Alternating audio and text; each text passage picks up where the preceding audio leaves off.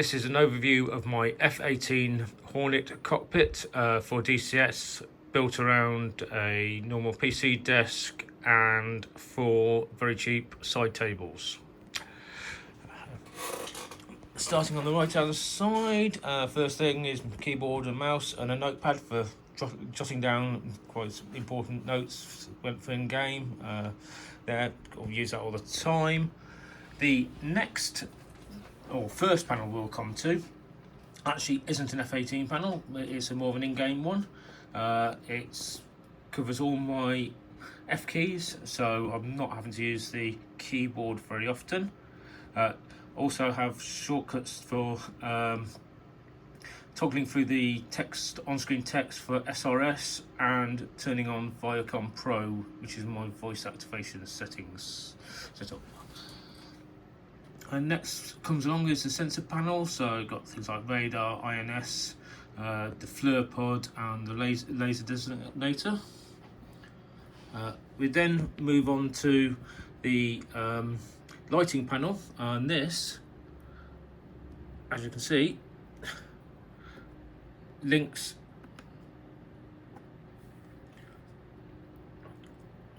to the game, but also then back to LED strips which I have set up, which are sitting underneath here. So both got, this is the console lighting, I haven't got any console under lighting here, and then flood lighting.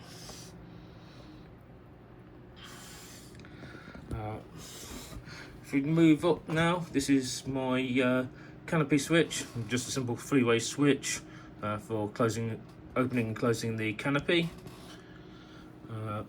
Then moving on to the ECS panel. Actually, most of these stay standard. I've used the bleed air when I'm doing a cold start, but that's about it. And then the electrical panel with batteries and generator switches. Moving up to the main right hand panel, we've got, starting at the top, we've got the joystick ear hook.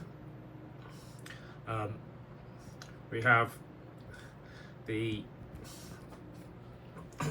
ring fold switch, and then all the warning lights set up there. And next part on there, we have got a couple of dials. This is run by a little 5-inch screen behind the back of it. This was causing me all sorts of problems, but I've now moved this on its own separate little PC, which is running down there, a little mini PC, which sorted out numerous frame rate issues I was having when it was linked up to the main PC with the main game.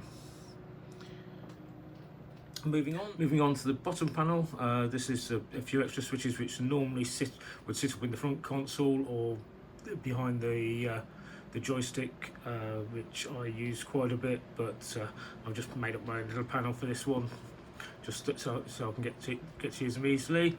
And then my central console is run by a touchscreen, so yeah, I can actually just hit the switches and whatever, because it's a touchscreen. Works absolutely fine. Then we've got just another couple of warning lights for the wheels and flaps.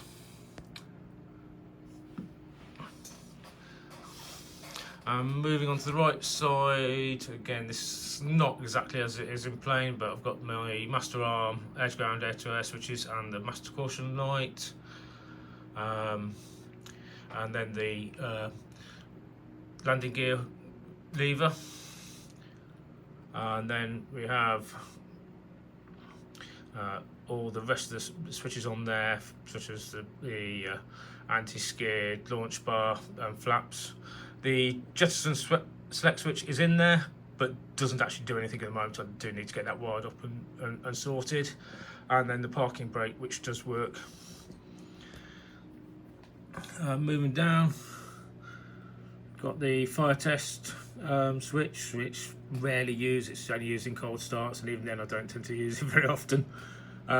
The next one is a override switch. So for the lights on the other side, obviously when you turn the aircraft off, all the lights go out. If I end up flying in real world in night, that does make it rather dark in the room, so I could just flip this switch and adjust that whether the game's on, off, or whatever. It just it's the direct switch for it.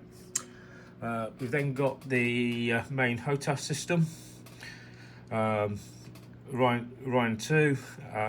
A lot of the switches which were labelled up for specific things I've got used I've got set up elsewhere, so I've relabeled them and used them for different things in here. Which actually brings us on down here. It's my joystick and rudders down below there. Again, Ryan 2 joystick, but just the Logitech rudders, just cheap ones, those, but they do the job. Then got the formation and position lights. You've got the Gentai switch, which I've never used in game, so I'm actually going to utilise that for something else. Then we've got the APU panel for engine when you're doing engine startup.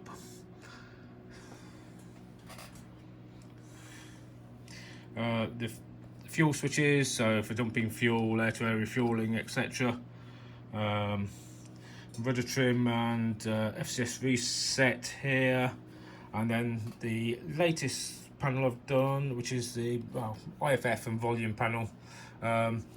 Couple of these do different things to what's on here, because they don't actually do much in the game, so I've utilised them for something else. The rest of these work. The bottom switches are wired up and working.